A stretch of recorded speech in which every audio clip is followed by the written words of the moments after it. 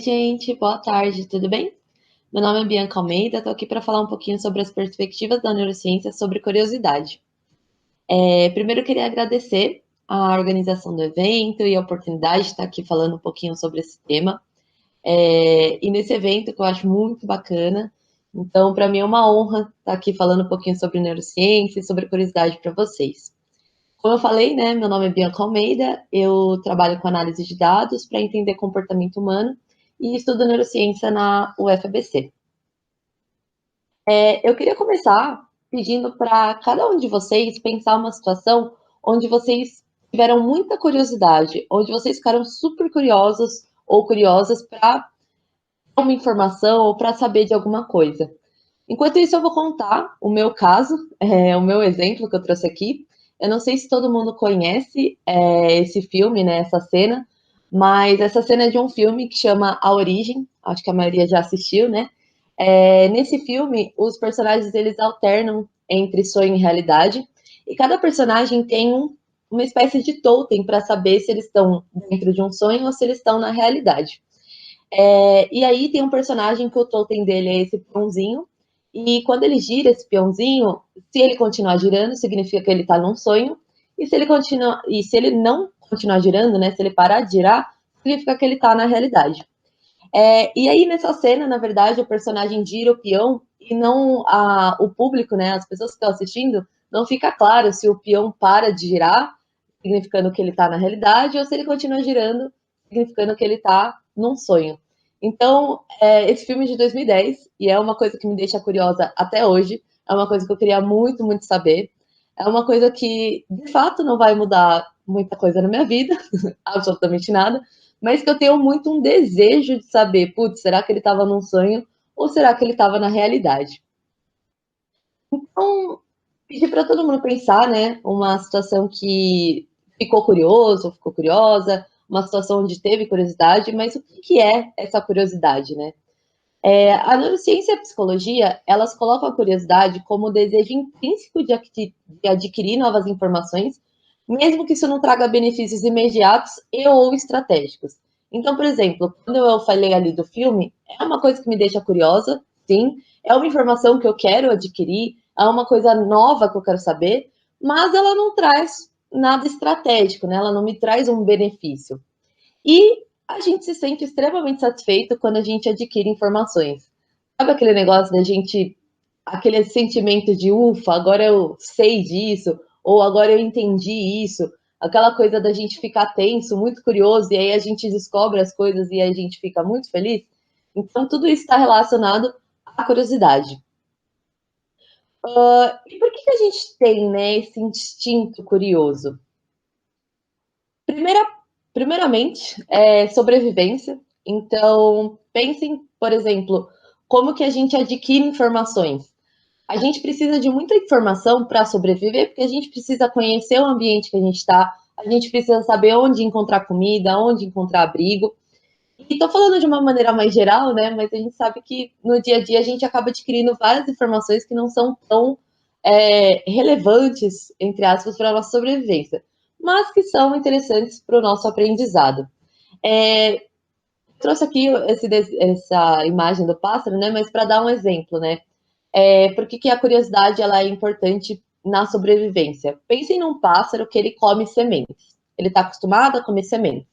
E aí, por algum motivo, ali no lugar onde ele mora, na natureza, esse lugar deixa de produzir as sementes que ele está acostumado a comer. Se ele não tiver um instinto curioso de provar outro tipo de sementes, ou até de frutas, ou de procurar alimento, de explorar o lugar, se ele não tiver esse instinto curioso, ele provavelmente vai morrer de fome. Então, a curiosidade, ela impulsiona essa coisa da gente buscar nova informação. E aí, por isso que ela é importante para a sobrevivência, porque quanto mais informação a gente tem, melhor a gente consegue se adaptar no ambiente que a gente está. A neurociência e a psicologia, eles tentam explicar um pouco, né, desse instinto.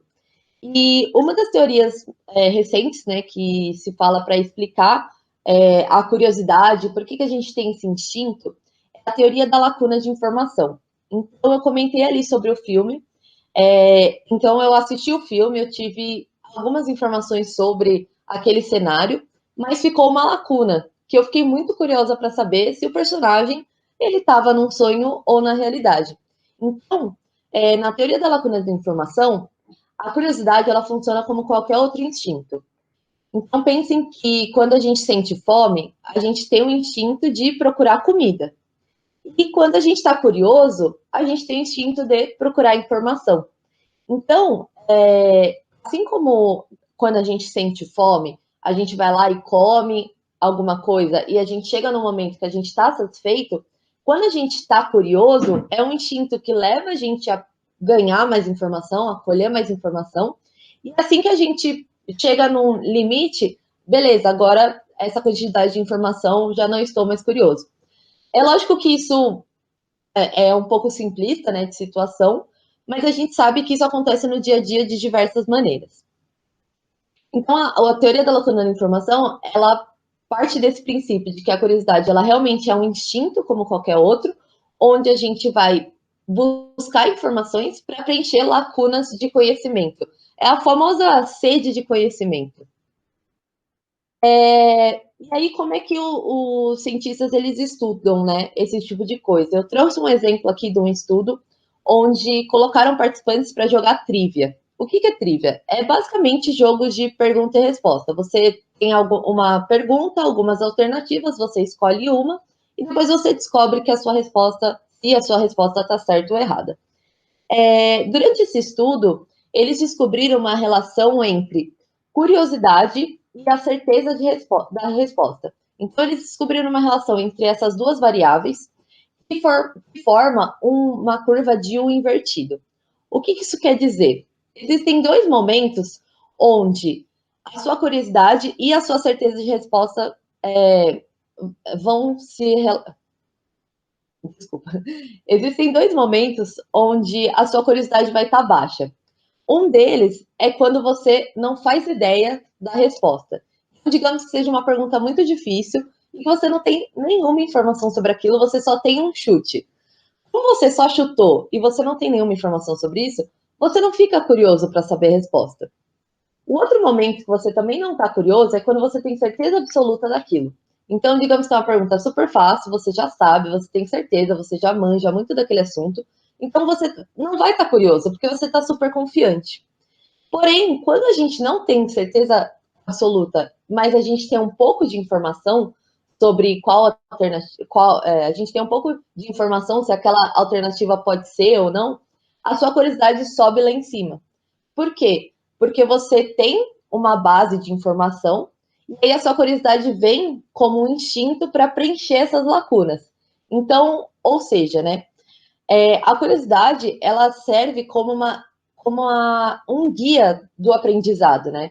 Então a gente, conforme a gente tem uma base, a gente quer preencher, a curiosidade faz com que a gente queira preencher essas lacunas de conhecimento. Então esse estudo mostrou bastante sobre a teoria da lacuna da informação, onde a curiosidade ela nos guia para preencher essas lacunas de conhecimento. Então, beleza, a gente sabe que a curiosidade ela vai drivar, né? Ela vai guiar essa busca por conhecimento, por informação, mas será que ela é essencial para o aprendizado, né? Quando eu falo buscar informação, está muito relacionado a aprender e não só simplesmente saber a informação, né? Tudo que a gente vai coletando de informação, a gente vai montando ali a nossa casinha do conhecimento. Mas será que a curiosidade ela é essencial para o aprendizado? Será que a gente conseguiria aprender se a gente não fosse curioso? Existe um jogo de 1982 que ele chama Pitfall. E aí esse jogo ele é bem simples. Crianças de 6, 7 anos conseguem jogar o jogo normalmente. E ele consiste em você andar por uma arena buscando pequenos tesouros e tendo que escapar de alguns perigos. Então ele depende muito da exploração do cenário e ele depende muito que você tenha curiosidade de ali buscar as alternativas de como fugir desses perigos e encontrar esses tesouros. E aí, qual que é a questão, né? Quando assim, até 2019, quando os cientistas colocavam algum tipo de inteligência artificial para jogar esse jogo, as inteligências artificiais elas não eram capazes de vencer esse jogo. Por quê? Porque elas simplesmente aprendem por tentativa e erro. Elas não tinham um comportamento exploratório de só ganhar informação. E aí, qual que foi a ideia dos cientistas? Eles começaram a colocar nessas inteligências elementos de curiosidade, e o principal deles, que mais deu resultado, foi colocar pequenas recompensas apenas por adquirir informação. Então, assim que a inteligência artificial ela ia explorando o ambiente, ela ia pegando pequenas informações, ela ia recebendo recompensas. Então, aquilo estava sendo reforçado. Ou seja, isso ajudou com que a inteligência artificial aprendesse a jogar um jogo que depende de adquirir informação e não só simplesmente tentativa e erro. E hoje em dia, né, voilà, a inteligência artificial consegue jogar esse jogo e consegue, inclusive, fazer melhor do que pessoas que jogam, né, esse jogo. Então, isso mostra como a curiosidade, além dela guiar o nosso aprendizado, ela também é essencial para ele, porque é através da curiosidade que a gente coleta informações e que a gente é recompensado por apenas coletar informações e não simplesmente por informações, nossa, que vão ser muito importantes naquele momento, mas informações que podem ser importantes para a construção do conhecimento e do aprendizado. Então, aqui só resumindo, né, a curiosidade ela não é apenas ela não apenas guia o nosso aprendizado, né, preenchendo as lacunas de informação, como a gente conversou um pouquinho mais cedo, mas ela é essencial para que ele aconteça. Então, sem ser curioso, a gente não aprende.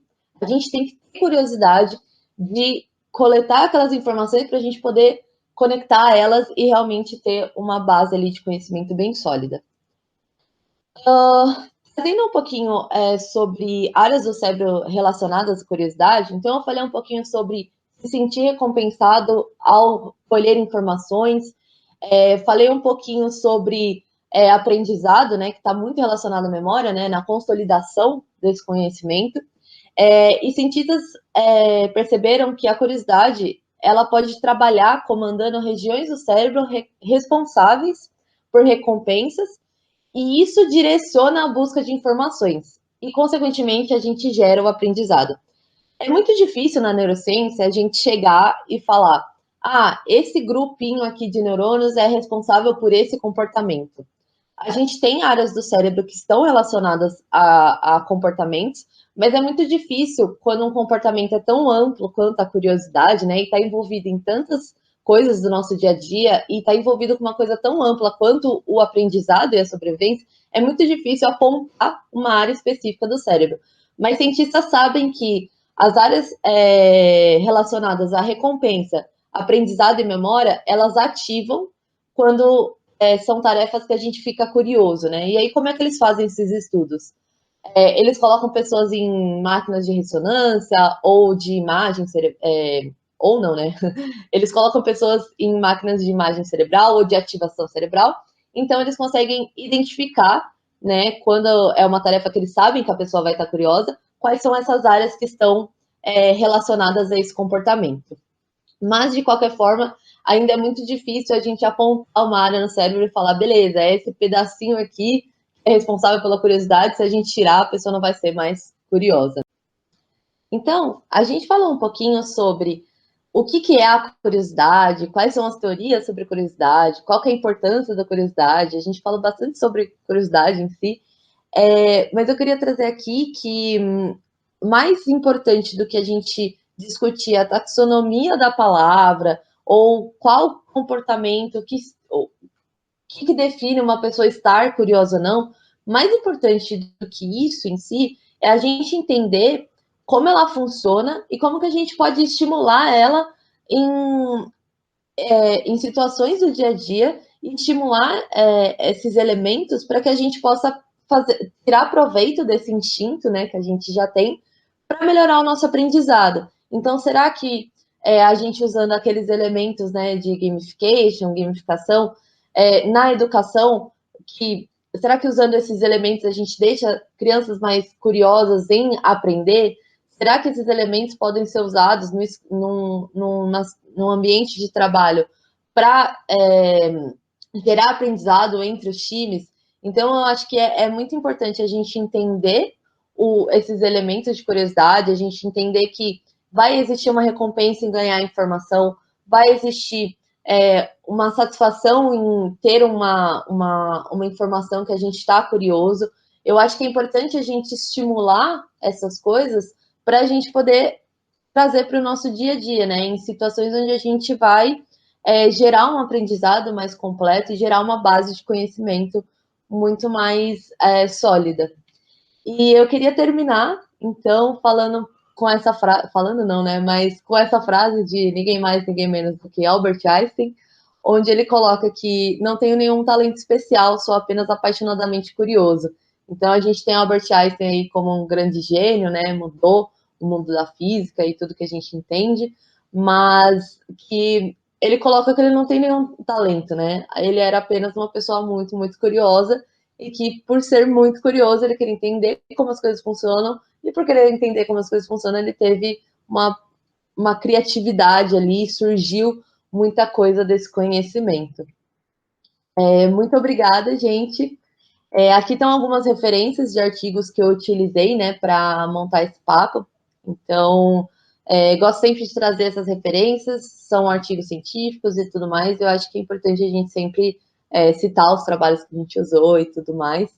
Então é isso. Eu deixo também o meu LinkedIn aqui embaixo. Quem quiser me chamar para bater um papo sobre neurociência, pode chamar lá que a gente conversa. Beleza? Obrigada, gente. Tchau, tchau.